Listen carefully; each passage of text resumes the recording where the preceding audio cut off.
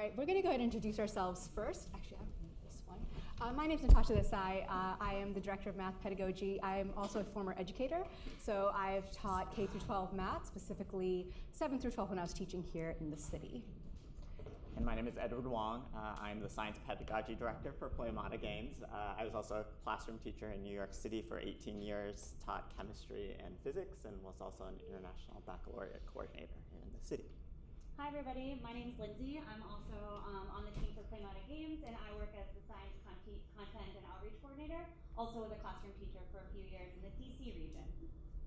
And hi, I'm Carrie Crossley. I'm an educational game designer with PlayMada. So to start with, we're going to talk a little bit about what we try to do at PlayMada Games. For us, the key here is to really teach content, but from a conceptual level, and make it fun and engaging for students. And the format we've chosen to do that is through games. With that, the second goal, or the second mission that we have, is to make sure that chemistry, we are taking those concepts and deepening that understanding for them, especially targeting just middle school and high school students. And so for us, it's really important, and we've heard a lot about this over the last couple of days, is really making sure that the game mechanics that we have in our games really match the concepts in chemistry that we are hoping to have our students and our players learn, and really have those matched together so that it is a seamless experience for both our students and our teachers. So for today, we have a couple of goals today. First off, we're going to really share with you our own process for both design and all of the prototyping and playtesting that we do, both in-house and with students and teachers. And then we're going to discuss some of the lessons learned and best practices for setting up those playtest sessions, for planning, prepping, and actually facilitating those school-based playtest sessions. And then from there, we'll do some question and answer, hopefully, too. So one question we want to ask first, and we've heard this again for the last 2 days, are who are these playtesters that we're working with? You're dealing with about 3 or 4 different groups of people. Some of them are your key stakeholders, your investors. The others are the educators that you are working with, or your content experts. The audience are your students, of course, but then also the people who you have on your team. So that process should be iterative and cyclic almost to see what are the things that each one of those groups need. But mainly when you're playtesting, it's for those students. You need to be in front of those students as much as possible to make sure they are getting what you are trying to achieve and they're understanding what that means. So when we play test with students, we often think about who are the students that we are play testing with, because they're definitely not all the same. And if you talk to any classroom teacher, they will talk to you about learning types and the different types of learners that they have to deal with. And there's a multitude of them in any one classroom. And a teacher's job is to make sure that they differentiate their instruction to reach all of those students. And so you really need to keep that in mind when you are playtesting, and make sure you structured your playtest so that you are trying your game and playtesting your game with a myriad of different learners, and that your game works for a great majority of those, if not all of those students. So now I want to talk a little bit about this playtest approach that we take. There are 4 stages of it, and again, we've touched on this a little bit in different sessions, and you've heard some of this, but it's also a very unique test because we are battling content as well as this fun game experience. This first phase is all about questioning. We are asking many, many questions internally with experts, with educators, about what it is that we're trying to achieve, and also how it is that we need to represent this information. What is that visual design going to look like? What are the concepts that students need to understand in this content area? What is the best representation that has worked for educators in the past? What are those activities that really make that understanding possible, and how are you assessing that? All of those questions then lead to the second part, which is this ideation phase, which now you're trying to take all that information and that research and put it in a game-based experience, but based on the foundations of what the rules and the concepts are in that content area. For us, it's chemistry. And then now that goes a little further to that playtest. You're playtesting all the time amongst your team with very small groups of students, and then taking it to an actual classroom setting to see what it looks like there and how it lives there. To then finally getting to that 4th stage, and you might circle back with phase 2 and phase 3 a little bit. That might go back and forth. It should go back and forth. You might have an idea and say, oh, that was great, but in the classroom it really doesn't work the way we want it to, or the concept's not being understood, or this might be great the way the educator is saying it to us, but there's something still missing there with that student. So going back and iterating to then you're getting to a final place where you are satisfied that I have made a fun and engaging experience, and the content that I'm trying to explain is actually being understood by that student. And now looking back to that third and fourth process a little bit more deeply, and that's what we're going to discuss today, is what does this look like in front of that student? How do you make this happen? So we've already determined what content we want to address. We've already prioritized those big ideas that we want. So let's look at this playtest kind of domain. We're going to do it in 3 different phases. Phase 1 is your paper prototype testing, and we're going to talk about what those goals are. Then phase 2 is that early digital prototype testing, and then the third phase, which we call the release candidate testing. And like I said, we're going to go into that in more detail. So, as was briefly mentioned earlier, we actually have students here today from the Network for Teaching Entrepreneurship, so they're all over there. We've actually started the playtest process with them already earlier today, so some of them have actually already played phase 3, and we'll see that happening a little bit later. But we're going to model each one of these different processes kind of right here in the middle of the room, and we'll talk about it at the same time that that's happening. So, to start with, let's talk a little bit about the preparation that needs to go into all of that and setting that up before you actually start interacting with the students and the teachers. First off, we often sit around our office and we have a myriad of design questions that are out there, especially at the outset. And we really try to focus on a few of those at a time because it's just too much if we try to answer them all at the same time. Recruiting your target players. This is where it's really, really helpful to have a teacher on your team that can really pull on those connections that they already naturally have with schools. It is really important to keep in mind that you are asking teachers potentially to give up very, very valuable instructional time to do this with you. And so it is incredibly important that you have tested and tested and tested before you even bring your prototype to the classroom, because you cannot waste their time. And try as much as possible to make sure the major bugs and crashes, if it's a digital prototype, are out of the way so that you are not stuck there with a class of 30 and like, oh, nothing's working. And right. So what are we going to do for 45 minutes now? Like in education world, time. that's like when a teacher goes in and they didn't test their lesson ahead of time, like you're asking for trouble. It's one of those scenarios. Ensure that your testers feel comfortable. And so realize that you're dealing with students, and depending on the age group, they may not be very comfortable talking to a person that they have never met with before you are sitting right in front of them. So you really need to kind of set the table for students so that they feel comfortable with what you're going to be doing with them. And so towards that end, we try to be incredibly transparent about the process with students in terms of what it is that we're doing, what we're trying to accomplish. We all the time talk about not worrying about hurting my feelings. In fact, what we generally frame it as, this game is eventually going to go and be assigned by teachers in a whole bunch of classrooms. And if it sucks, it's going to be partly, not totally your fault, but you have the chance to help save future students from suffering through a horrible, horrible right. classroom experience, right? And when we frame it that way, we find that kids are like, oh, that's kind of cool that I can actually help future students not have to sit through a terrible lesson and have a better classroom experience. Yeah, they definitely feel that sense of ownership with that process as well. And just like how Ed said, once you frame it that way for them, sometimes you can't get them to stop talking. They are a wealth of knowledge at that point and really want to give that feedback to you. So what you're going to see today is these are actually our paper prototypes that we use. Our game, our first release is called Collisions. It's designed specifically to teach chemistry concepts.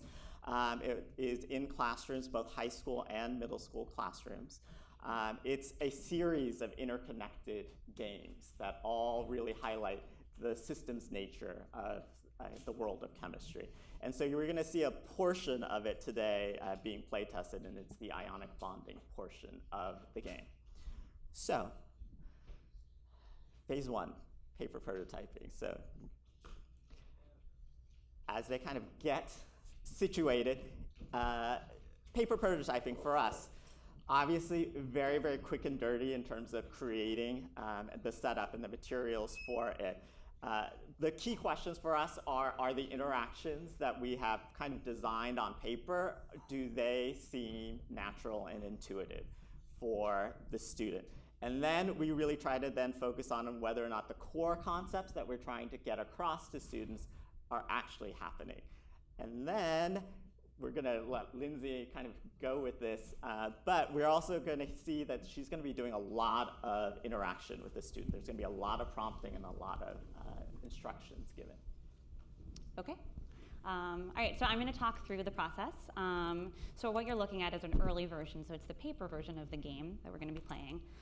What you are looking at is level 1, and so we have 2 ions in the bank.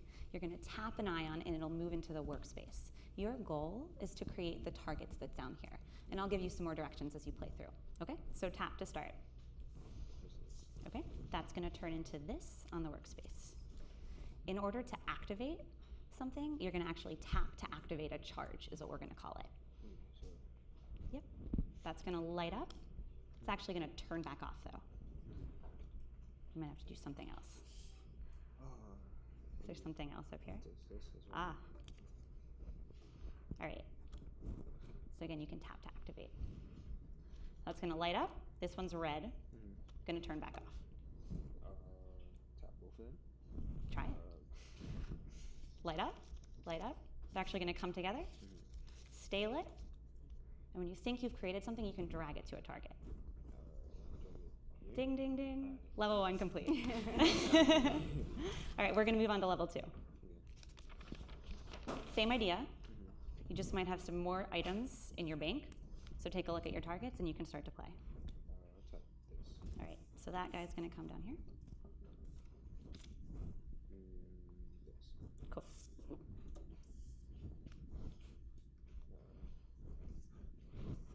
Going to move down into your workspace. Move up, top, this. Okay. So that's going to turn into this. Tap both of these. Okay, they're going to light up. They're going to come together. And they're going to look like this. Yeah. Okay. So the blue is going to light up. The red is going to light up. But these gray rings are actually going to flash. Flash, flash. Kick back out. I tap it again. Mm-hmm. Tap, tap. Gonna stay lit. Gonna drag it to your target. Ding, ding, ding, ding, ding, ding, ding. Correct. Open up this one.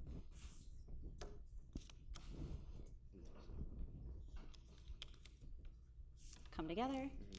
Gonna light up. And so I drag it here. Mm-hmm. And so I finish this one. Right? Ding, ding, ding. Yes, sorry. So I'll open up this one. Mm-hmm, mm-hmm. Open both of them. Tap, tap. Come together. Gonna light up. And they're gonna look like this. I'll touch it again. And Light up. Look like this. then one more time. Right? Uh-huh. Okay, all the rings are gonna be lit. I'll finish that one too. Ding, ding, ding, correct. Complete level 2. A few questions. Were the targets clear? Yeah. I mean, I feel like the game was really easy. I think it was really fun to play. I wonder how the harder levels are gonna look like. What would come next? Yeah. What do you think the red and blue? What were you trying to do? I was trying to get red and blue to turn into a certain form so that they could come together and so I could get the target. Did you have to match something? What do you mean? What if I tap 2 red? Would that have worked? No. So yeah, the colors helped. So yeah. Okay, well, thank you. No problem. Yeah.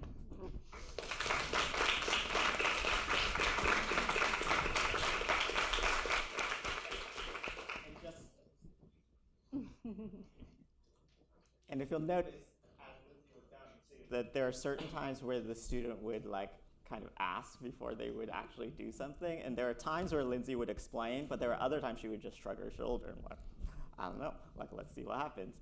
And that's generally because we have very clearly defined like what it is that we're trying to test. And in those cases is generally when she's shrugging her shoulders, like, I don't know, like what do you think is going to happen?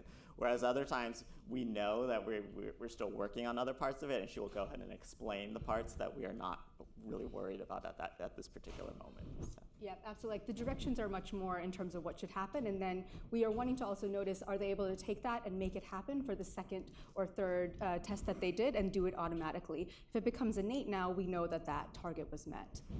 So just to take a step back too, and generally speaking, when we're in this phase too, we are either doing this after school in schools, or we are have made arrangements with the teacher where we can pull students out of class from their class and do it in small groups. So we typically do it either one-on-one, like you saw here, or one of our facilitators with 2 students.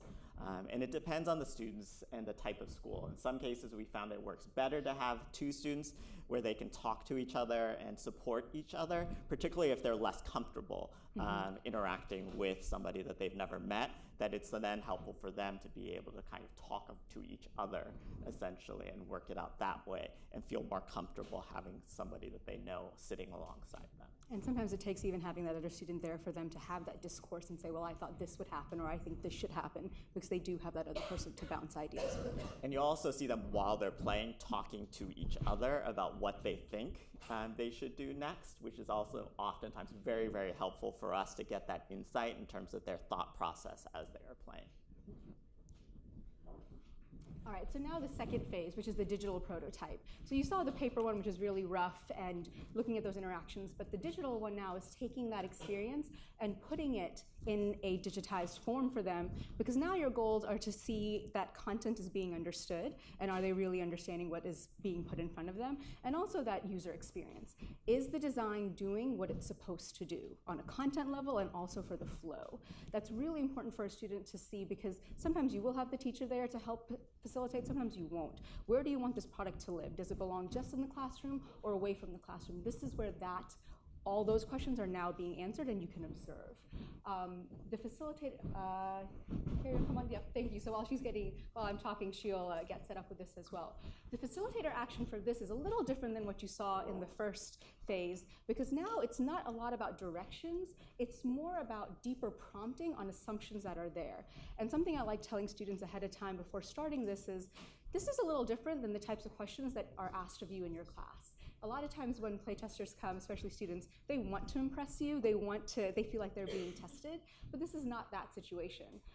I like to start by saying, I might ask you more after you give an answer and prompt you a little bit more. It's not about being right or wrong, it's because I want to see and I want to hear what you're thinking. I want you to be able to tell me that, and that's why I'm asking you these questions. So it helps them become a little bit more comfortable as well to know where these questions are coming from. All right, so what we're seeing here is an early version of our tutorial for ionic bonding that we have on a tablet. So again, we're playtesting. That doesn't mean that we're trying to test your chemistry knowledge. It just means that we want to see how you interact with the game. So there's no right or wrong answers here. There's no pressure. We'll just have you play through it. It'll give you some directions if you want to just tap whenever you're ready to start, and take as little or as much time as you need.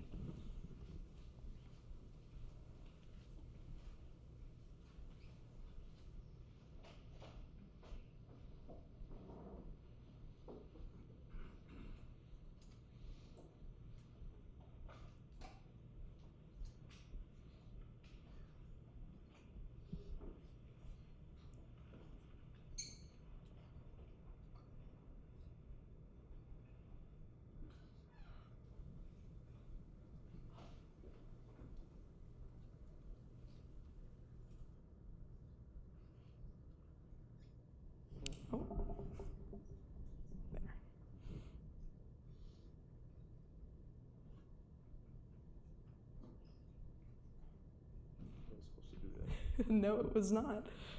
The benefits of early prototyping. I am not sure what I'm supposed to do. Okay, maybe try tapping the one on the right and then the one on the left.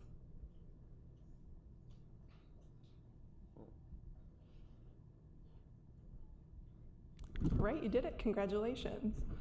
So it seemed like you got lost right now. Do you want to talk a little bit about what you thought was going to happen versus what actually happened in the game? Yeah, I was directed to tap one of the ions, and when I did, it swapped color. Switched to a different color from white to red, indicating that the charge was changed. And I was confused because there was another ion, and I didn't know what I was supposed to do with that ion. Awesome. Do you think that there's anything that could help, maybe more directions for that part in the future? Yeah, maybe you could direct, like, this is the other ion, see what happens if you tap both of them together or something. Excellent. Thanks so much. Thank you.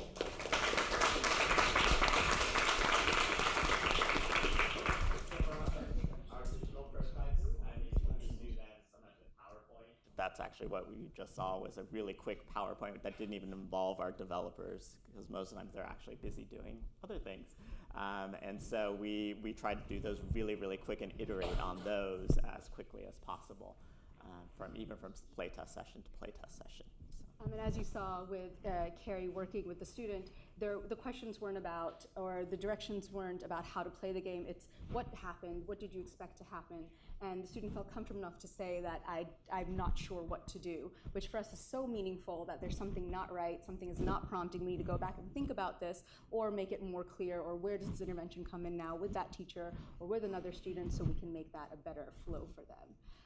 And in terms of group sizes for this, it's sometimes great to work one-on-one with a student, but also to get 3 or 4 now, a little bit bigger, to see what those interactions are, see maybe if they can help each other, or if there's something that they all find as an issue. Even just basic bug testing can happen here as well. All right, so let's talk a little bit about phase 3, which is the release candidate phase. Do you want to go ahead and set up the students? Yep. So while I'm talking about this, they're going to go ahead and come up into a panel. So at this point, you are out with your product. You're ready to try this into classroom and see how it's living in that classroom. The goal of this is to identify your low cost but high impact changes that you can make, and also confirm if this product is a classroom product fit. Is your product doing what it needs to do and lives where it's supposed to live?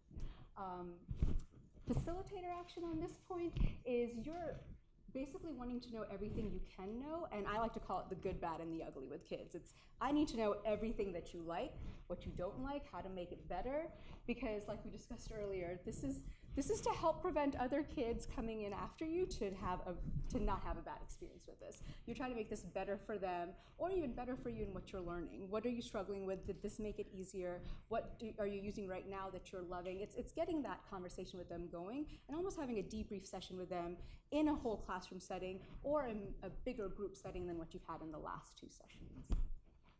So just to set the stage, probably about an hour ago, all of these students played the game for the first time, and the ionic bonding portion of the game. And yeah, this is not staged. Well, kind of is, but we're on a stage. But yeah, they played for the first time this morning. And so this is pretty much what we would do. We're pretty hands-off during that process and just let them play, and then we talk to them afterwards.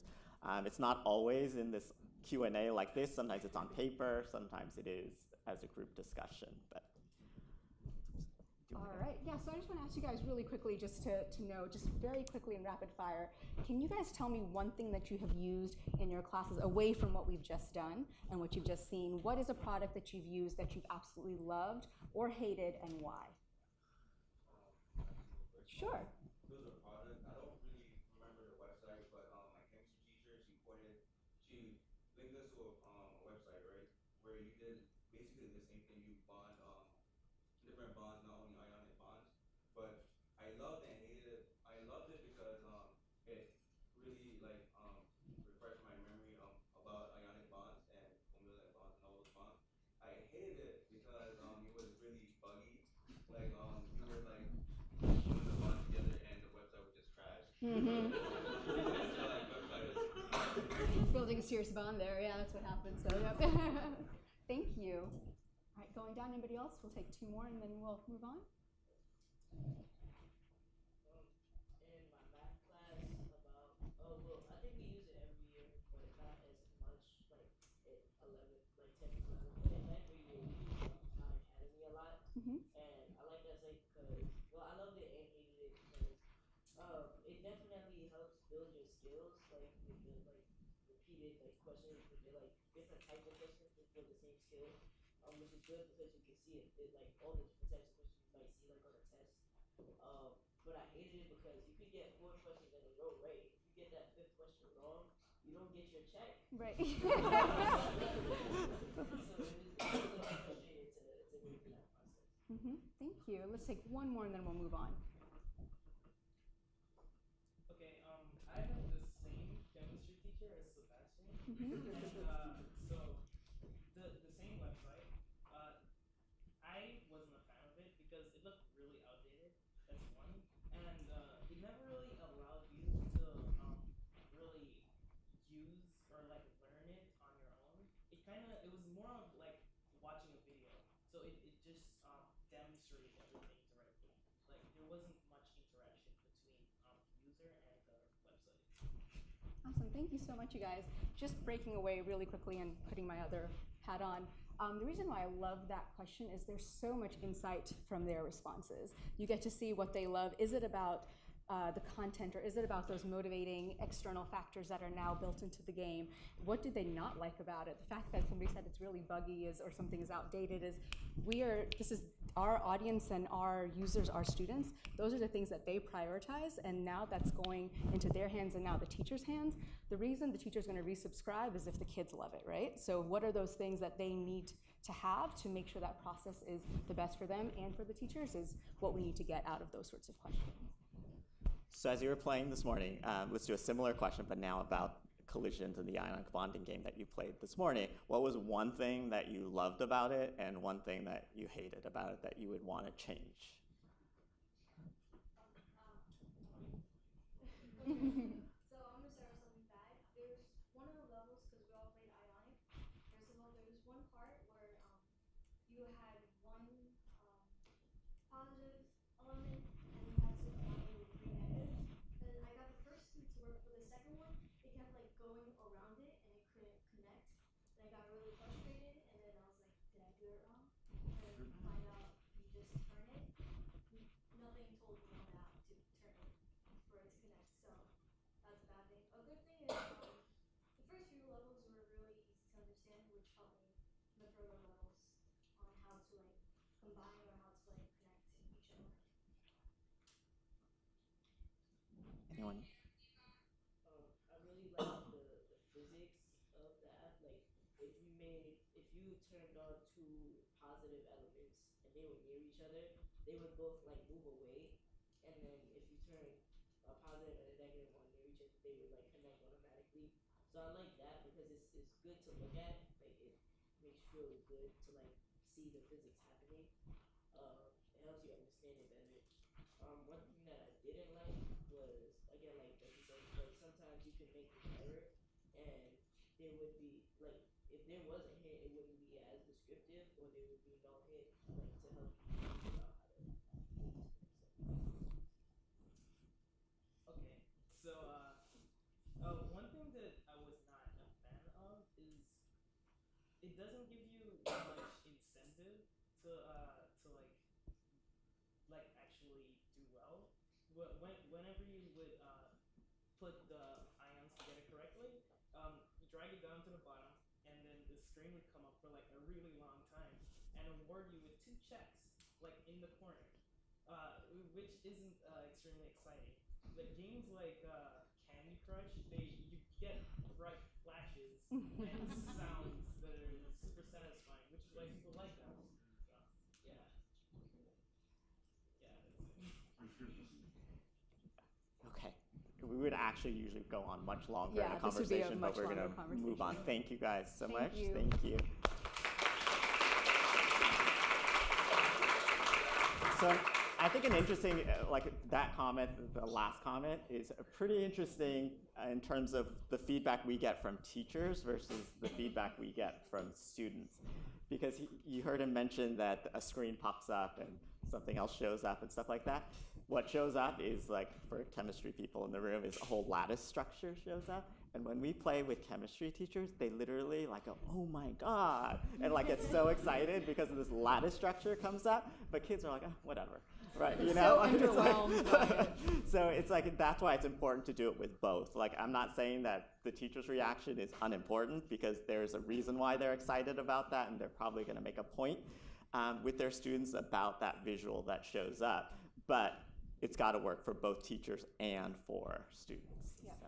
And just piggyback off of that comment is the reason why that balance of having teachers involved in this process at the beginning and even talking to students during this point is so important is when the teacher sees that lattice structure, they're so excited is because there's something in that content that is a struggle for them to translate in the classroom. And now this is another visual way or a hands-on way or a highlighted way that they can re-emphasize that.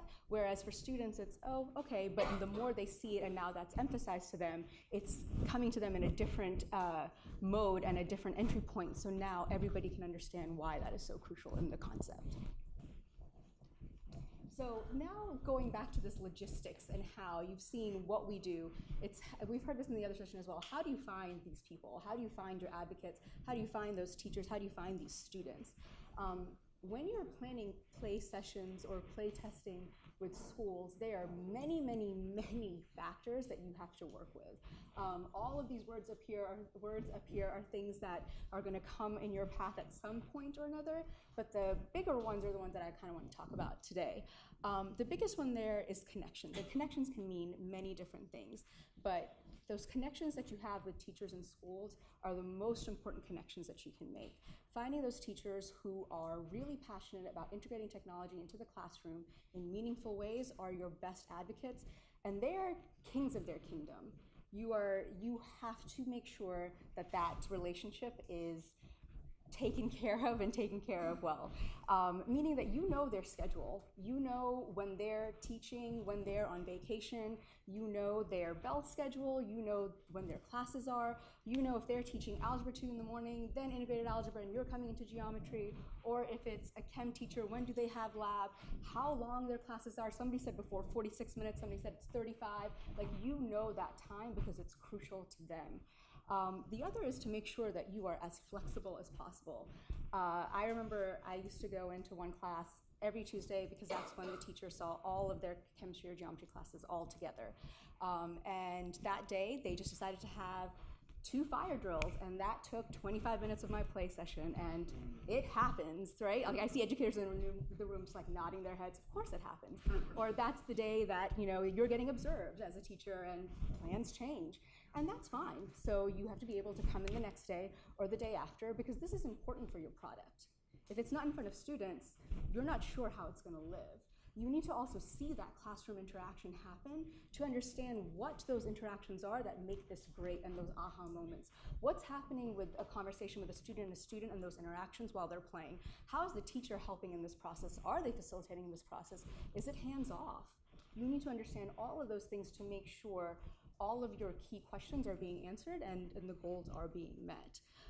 Let's see what else here. Tech and legal are the other 2 things. Sometimes, and this is for companies coming in, that legal aspect of who you're working with, the age of the students, that's something to definitely make sure that you're paying attention to. And that tech component is the other one that's very crucial, of knowing what technology your teachers and your schools have available to them and what do they need ready. If you're using the teacher's laptop cart that they're borrowing from 3 other teachers, it'd be great to send a reminder email out that Tuesday before you come in Wednesday that I'm using your laptops. That's a great hint for teachers of please let them be charged, right? Like, you need to know these things. Or if you're working with tablets and teachers don't have access to that, you need to bring in your own. Make sure that's available for them. Are they going to be projecting? Do they need that? Do they need those materials? Is it readily available? Is it not? What are they using Chromebooks? What browsers they're using? What's been updated? What's not? The more you know, the better prepared you are to make it the most seamless and best experience. And a word about that tech too. Like, our game is available on many platforms, but when we are going to test on a tablet, even if a school does have tablets, that's a chore for them to then install the app on all of these tablets, which they may not even have control over, right, as a classroom teacher. So we make sure we have a classroom set of tablets preloaded with the game, and we offer that to teachers. We're happy to bring the technology to you, And that usually is a game changer for teachers, because then they don't have to worry about checking it out for the particular day and all of that. It just takes a lot of the burden off of the teachers. And that's probably one of the biggest takeaways. The more you can take away from their plate, the more willing they are going to be to agree to do this and give up their classroom time. I will also say it's really important to know what the demands are of that teacher. We have schools that we work with that have waivers from the state from standardized testing. So we know that they probably have more time in June to work with us than the schools that we work with that have standardized testing happening. We work with advanced placement teachers too, and we know, at least in New York, for the whole month of June, their test is in May. For the whole month of June, they're literally looking for something to do with their kids because they have nothing else to do with their kids. So they're like, if you want to come every day, they'd be perfectly happy to host test every single day. You know, so it's nice to know like who you can call on and what points of the year too. Right. And just to piggyback off of that, like knowing their curriculum, especially if you're specific on a content area, knowing what time of year that's going to be covered and finding ways to collaborate with teachers, again, with those connections. As being former educators, we love going in and co-teaching with teachers. Sometimes teachers want us in that classroom. They want us to be a little bit to the side and not bother the rest of the class. Some of them want us to do half and half with them. It really depends, like you're saying, the demands of the teacher and what they're willing to work with. And sometimes it's a little bit of a process to get that to open up. And a word I'll say about scheduling too is I think it's a lesson that we have learned is the way that the teacher has set it up really impacts the type of students we get. We have some teachers that really want to do it after school, and they will sometimes just say to kids, oh, I'll give you extra credit if you come after school and work with PlayMada. There's an kind of inherent bias in that in terms of the type of students that then show up at that playtest session, right? Because they are kind of motivated to get this extra credit, not really because they want to be there per se, right? And they may be, in some cases, more motivated student because they are very grade driven and therefore may be more wanting to please us when they come to those sessions because they're there particularly because they want to get a better grade just by showing up. So whereas if you are in a situation where you're pulling kids out from a classroom, then you also need to be mindful of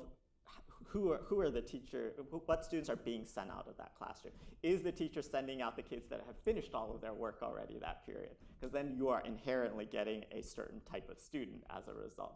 We have some teachers that will send us their problem children that have behavior issues for that particular day. And I would just like for you want to be them out of the outside room. my room. Right. Which actually doesn't bother us, because they tend to be very, very vocal. They'll give you the honest feedback for sure. Those are the ones who'll give you everything. Yep. But if you want to get that breadth of all the different types of students, then you need to be very mindful of the types of students you're getting at that particular playtest session. And that if it is that situation where the teacher is just sending some kids out of the classroom, then you need to probably do multiple other different types of playtest scenarios so that you get the full breadth of the students. So, just some final takeaways for us. Is we've talked about this a little bit, but just be very mindful about where you are in your own design process as you start to plan playtest sessions, and make sure that you are arranging your playtest session to match kind of where you are in that process, and talk to the teachers about where you are in the process too. Be very open about your design questions. We always have a very specific question that we are trying to address in a playtest session, but invariably we discover a million other things as we are playing with students, and things that we never would have thought were an issue. You heard about the red and the red repelling in the game. That is not something that we thought about. Like, we thought, oh, in high school, every kid is gonna know that positive and negative attract. We do not need to worry about them trying to ionically bond a positive and a positive. First playtest session, that's all kids did. It was like pull red and try to bond those together. And we're like, oh, okay. Oh, lesson learned, right? All right. Third, make sure that you have time to implement. It's not really helpful to do that final playtest session like 3 days before you're supposed to release, because you can do nothing about it at that point. And so you've really got to schedule in these playtest sessions so that you actually have time to take proactive steps afterwards. And this is probably the hardest, is really trying to define afterwards, in your conversation afterwards, what are like critical fixes that you just, like, you have no choice, that this cannot go out into the public with these problems in it and that we have to fix, versus it'd be okay if it went out without this fix, but it would be really, really nice to have. And we have those conversations when we come back to playtests and categorize them that way. And then even within the nice to haves, we categorize and rank those as well. And that's it.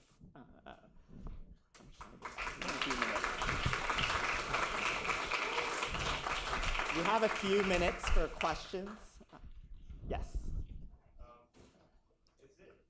it okay for you to at least announce yourselves when you go to the playtest that you guys are the creators, or does that still sort of bias at the top? Or is it even a good idea to go at all?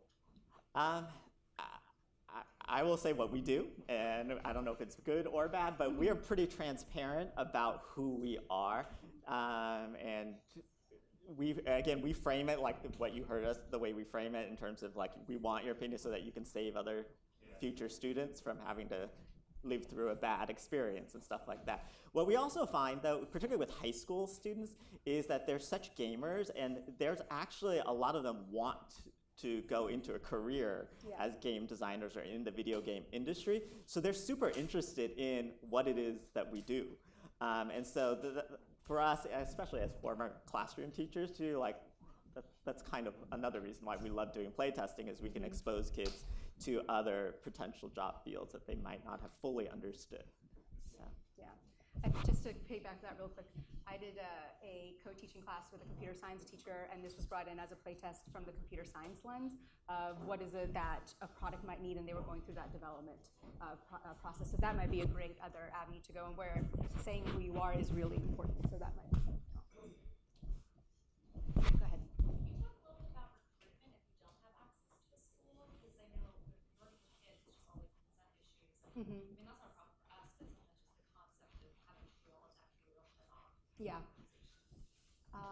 I'll start a little bit. I think the best time is especially if you're looking for teachers, because they're that entry point into the classroom directly with the students, and also getting the paperwork that needs to be done with admin, right? They're that perfect person. Professional development opportunities for teachers is the best place to start looking, especially this time of year, because they're getting ready for back to school. They're getting into the groove of it. They're looking for partnerships most of the time, and collaboration, ways to collaborate actually, and they're more likely going to be the ones who'll be like, yes, I would want to do that, or I'm looking for something like this. PD is the best one that I can think of for this time of year right now. Do you have something? Yep. I mean, we go on social media too, and do outreach that way. We go on LinkedIn and post in forums and LinkedIn. But that was very early on for us. We would do that. And we actually got tremendous response from that, and teachers were looking for things. I mean, that's the thing with teachers, that they're on the hunt for resources. So you just kind of need to put it out there. And I would definitely approach it from the lens of what we can do for you too, right? Because we are asking a big ask of them. So you need to really approach it from that perspective too, of how we can help you too as the teacher. And so that's why you see us very content focused too. We have some people on our team that will go and lesson plan with the teacher before a playtest session too, and take that time, and we'll figure out when their prep period is and sit with them and write lesson plans with them. Because we know that even though we may be stepping into the room, their administrator still wants a lesson plan for that particular day. So we'll try to make it as minimal work for them as possible and support them. Yes. I know that there are oftentimes teachers that are not nearly as comfortable with technology as these new adults are. So, can you elaborate on some strategies when you're developing these programs that will not only make it user experience good for the students, but also the teachers? I think it's really important to make sure when you're working with teachers, you have that diverse group, like very novice teachers who are like very experienced and hesitant, like if you talk to an AP teacher, they know their method. They know what works. They know they're working towards a score, right? They're working for a goal in mind. Sometimes they might be a little bit more hesitant, but having the conversation around, let me collaborate with you and find lesson plans, or these are some other best practices that other schools have used. Can this work? It's again that question or that conversation around how is this helping you to help facilitate that, or maybe it's going in and co-teaching or starting that lesson off for them, or working with a small group first, or doing a PD with that with the whole department. That could be something to help that process a little bit. And if we're doing a playtest session with the whole class with one teacher, we'll sometimes ask the teacher to invite the other chemistry teachers in the building that are more hesitant to come and watch. Because what we have seen is when they see, particularly in a chemistry class, like one of the big problems in chemistry class is students have this preconceived idea the moment they walk into the classroom on day one that they're going to hate chemistry unless they're blowing something up, right? And that they're just going to fail at chemistry because they're horrible and they just don't like science. And to see kids get super excited and cheer because they're playing this game and stuff like that can get that tech-phobic or not as tech-savvy teacher excited when they see kids excited. And so that's a tack that we take. You are asking teachers to, in that case, to learn a new skill, right? And as a former classroom teacher, like PDs, like people just hate PDs, right? Professional development. And so they have to feel like they want to self-select their professional development, which unfortunately doesn't happen in schools enough. And so that's the tack we try to do, is show them the benefits for their students and for their own practice in their classroom to get them to want to then learn a new skill and try something new in their classroom. And then we're as hands-on as we can be with those teachers in terms of trying to support their growth and their learning too. And just to go down to like the nitty-gritty of what hands-on really means is it could be anything from I'm willing to do a webinar with you, I am on call while you're in your classroom, and teachers will text sometimes like, help. And you're like, okay, what do I need to do? Let me get on Skype with you, or let me do this webinar real quick, or let me try to give you a call and figure this out. Or before, after school, one of my teachers loves getting up at 6 o'clock and I'll get an email at 6:05. And I'm like, okay, I know this is her time to work. That's when she loves doing her webinars, and she will then end up teaching with the product the whole entire day if I'm there to help that process. So it's again that connection that you have with them to make sure you are getting their needs met as much as you can. And to be perfectly honest, I think the benefit that we have in our company is that we spend a lot of time in the classroom, and we can have authentic conversations with teachers, and we can talk deeply about content and what they need to teach and all of that, and teachers can pretty much sniff that out instantly, right? That if they're talking to somebody that knows what they're talking about in terms of what they're going through and what the demands are for them. And so the more you can get to that point where the people on your team can have authentic conversations with teacher about more than just your product, but just about pedagogy in general, I think those teachers become instantly much more comfortable in taking those extra steps too. I think we're at time right now, but I saw a couple more hands. We're here after to take questions also and right outside. So thank you everybody so much.